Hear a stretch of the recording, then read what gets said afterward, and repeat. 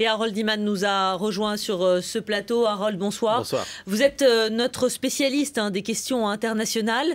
Alors justement, on sait maintenant que cet homme, Mohamed Morad, a infiltré des camps au Pakistan, en Afghanistan. Comment Al-Qaïda recrute justement en France et dans le monde? Bon, ils ont une recette qui marche assez bien. On va regarder un peu la liste des endroits où ils font du recrutement. Alors, c'est très simple. Ils vont dans les quartiers pauvres, spécialement dans le monde arabe. Je pense au Caire, Alexandrie, Amman, Casablanca, Tanger, Alger.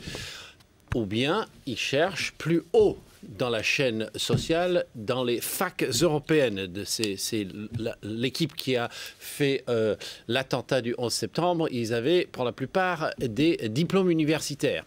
Ensuite, ils peuvent aller dans les mosquées marginales. Ça, on connaît ça en France, dans les sous-sols des mosquées clandestines. Même la mosquée Jean-Pierre Timbaud, il y a quelques années, il y avait ce genre de choses. Jean-Pierre Timbaud dans le 11e arrondissement à Paris. Et puis, vous avez les déçus des partis islamistes comme les Frères musulmans. Vous êtes dans ce parti, vous trouvez qu'il est trop mou, il n'est pas assez agressif, alors vous en sortez, mais là, c'est facile de trouver des gens un peu plus, je dirais, extrémistes. Et puis, ensuite, n'oublions pas qu'il y a Internet où vous pouvez faire toutes sortes de rencontres et vous plonger dans ce monde. Et enfin, il y a tout un monde de recruteurs. Alors, il y a des gens qui recrutent qui sont locaux. Ils sortent localement et ils font la liaison avec des gens qui sont prêts, comme des gens à Belleville, à Paris, qui ont fini morts de froid dans les montagnes de l'Afghanistan. On a connu ça. Vous avez des agents mobiles qui ont été envoyés par Al-Qaïda là où ils se trouvaient fort, c'est-à-dire en Afghanistan il y a quelques années et au Pakistan encore. Et puis vous avez des salafistes, des gens d'une religion très très très extrême qui eux aussi cherchent des bonnes recrues. C'est comme une secte, ça marche comme les sectes. Et puis vous avez les talibans au Pakistan. Mais ça c'est une histoire plutôt afghano-pakistanaise. Harold, comment et où se passent les stages dans ces centres d'entraînement? Comment ça se passe? Alors, ces centres d'entraînement, il y a ceux qui les organisent, les formateurs, voyons, qui conduisent ces stages. Alors, vous avez au Pakistan les talibans.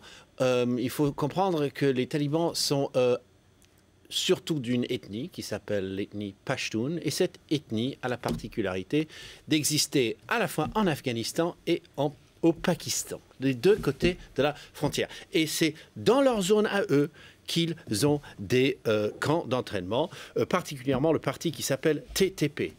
Tehrik et Taliban Pakistan. Ça veut dire les talibans du Pakistan. Eux, c'est le plus gros. Ensuite, vous avez un groupe au Punjab qui, lui, c'est la frontière entre le Pakistan et l'Inde. À peu près où se trouve le drapeau vert sur notre carte, eh bien là, le Punjab, il y a un groupe qui n'est pas Pashtun du tout, qui s'appelle Lashkar et Taiba. Et c'est lui qui a conduit les attentats à Bombay il y a 2 ans. Et puis, enfin, vous avez les services secrets pakistanais. Ils aident pas mal quand ça les arrange d'avoir des petits djihadistes. Et puis, vous avez de l'autre côté de la planète, en plein Sahel, vous avez AQMI, Al-Qaïda au Maghreb islamique qui est actif. Et puis, bon, si vous voulez voir les zones proprement dites, les lieux des stages. Alors, les petits points jaunes nous indiqueront, il y en a dans les zones tribales Pashtun, on en a parlé, il y en a en Indonésie, tout à fait à droite en bas, vous avez un point jaune. Vous avez en Somalie, c'est vraiment la corne de l'Afrique, là, en bas à droite de l'Afrique. Vous avez l'Irak, il y a beaucoup d'activités, et vous avez le Sahel, dont on vient de parler. Donc, vous voyez que les endroits d'entraînement ne manquent pas. Harold, d'un tout petit mot, les endroits d'entraînement, on les a vus. Vous savez ce qu'ils font exactement dans ces stages? Alors, on vous apprend d'abord l'endoctrinement idéologique pour que vous obéissiez, que vous vous imprégniez de toute leur idéologie et que vous perdiez tous vos sentiments envers votre famille et toute peur de la mort.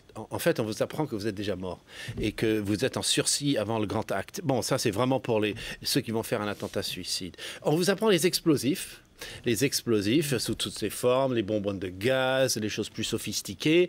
Et puis, ceux qui vont combattre contre les Américains ou les Français en Afghanistan, eux, ou bien au Pakistan, vont se battre contre l'armée pakistanaise, parce que parfois l'armée pakistanaise leur tient tête. eh bien, eux, ils ont un entraînement militaire classique, un peu de guérilla, mais quand même très efficace. Merci beaucoup à Harold Iman de nous avoir éclairé sur ces aspects.